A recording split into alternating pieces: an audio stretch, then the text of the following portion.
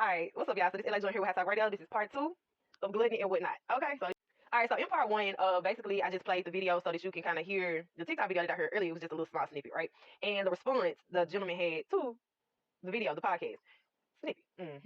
I don't know. I just kind of want to express my opinions about what the man on the podcast said first, and then I'll address what the response was in a second. So basically, the man on the podcast was basically like, I cannot trust a prophet, who indulges in gluttony. Basically, from what I'm understanding, is like he's basically saying like you have no willpower in that regard, right? And when you have no willpower to say no to food, it shows. And when it shows, that you have no willpower, from those of us who are into fitness, a lot of times people do indulge in food, in comfort food, right? Is a way of dealing with their problems. And a lot of times it does become an addiction, which is why people become morbidly obese a lot of times, right? Because the same as like drugs and alcohol and sex and stuff like that, we all have our drug, and food is your drug. It's basically what he's saying. And so he's saying like, I can't follow up behind someone that indulges in gluttony. Now, me personally, I forgot this part, but he does speak about like fasting, right? And he's saying like, you have to, like you don't take the time to fast. And when you're in a fasting period, when you're eating so much, you're not hearing God. And I know that's a very, very bold statement, but he low-key got a point. And here's why I think that, right? Because like, like me, any leader, right? We all human. We all have something we addicted to. We do. And it will change over time as we mature and we grow up. But we all have something that we all got this go-to thing that we do when we stress out, and we're not dealing with a situation well, or we just our escapism, thing that we do, and we all entitled to it because, I mean, dear God, must we be super robot people? We're human. And sometimes, food is it for some people. So here's the thing, right? When it comes down to like prophets, preachers, bishops, I don't know any other religious names off the top of my head right now, but leaders in general, you know what I mean? Like, we are entitled to have those indiscretions, as long as like we are entitled to have those indiscretions because we're human. We're entitled to have them.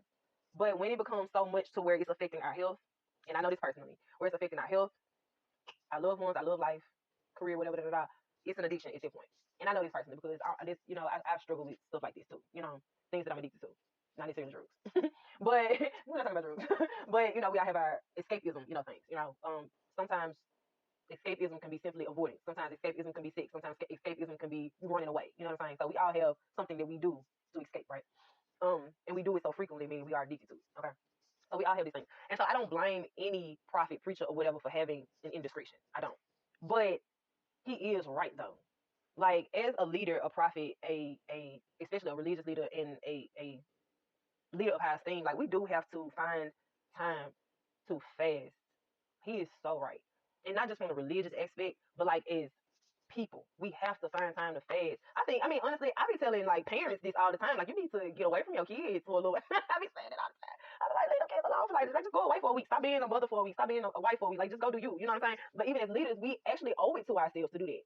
But like when you're a leader, it's like you always have to be there for somebody. You always gotta help somebody. You always gotta do this. You always gotta do it. And you get so caught up in being there for like everybody else that you literally forget about yourself. So then you have these indiscretions like gluttony. You know what I mean? Or whatever else you do to escape. You have these things set in place for you as a coping mechanism.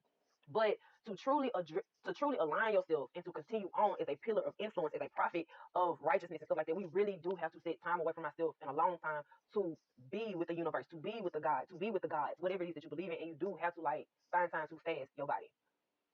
You have to fast your body from cell phones and from internet and from people and from familiarity and from your own stupidity. Sometimes you gotta fast from yourself sometimes. Like, and I know I'm being silly, but like dead serious.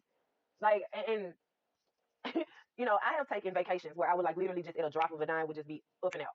I've done it in the past, right? And a lot of people think like that's crazy, that's manic behavior. But a lot of times people like me, we move when we feel like moving, right? So a lot of people would consider it to be manic behavior, but what we don't understand is like that's our body saying, hey, you need to fast.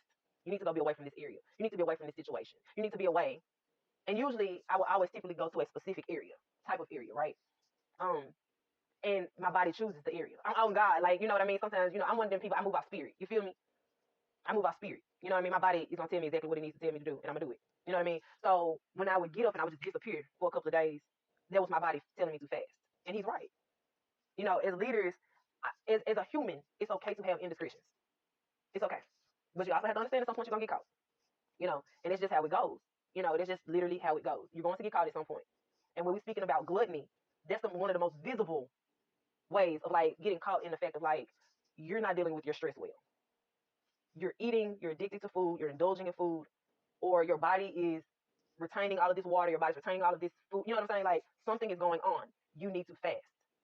You need to give yourself a break. You know what I mean? And that's the most visible way of seeing that is through obesity and gluttony. Why are you eating so much? You know what I'm saying? Like, what is the root? What's going on? You know what I'm saying? And so he's actually right. You know, we owe it to ourselves. And I be telling people this all the time, especially like mothers and wives and husbands. And I know they be like, shut up, you know what you're talking about. But I'm dead serious. You have to give you some you time. Somebody thought I was crazy when I said, you know, yes, I will allow my husband a vacation all by himself once a year, as long as I can receive one as well. Because I need to get away from you. You need to get away from me. You need to go fast from your environment. Go on. You know what I mean? And, you know, I feel like I owe it to myself the same respect for myself, my mental, my body, to fast from the things that I'm doing. And fasting is the most clearest way of thinking and being in tune with oneself is when you are depleted of things that have been inputted into you. And now they can exhale out of you and you're fresh and ready to start over when you're ready to start back eating again. Part two.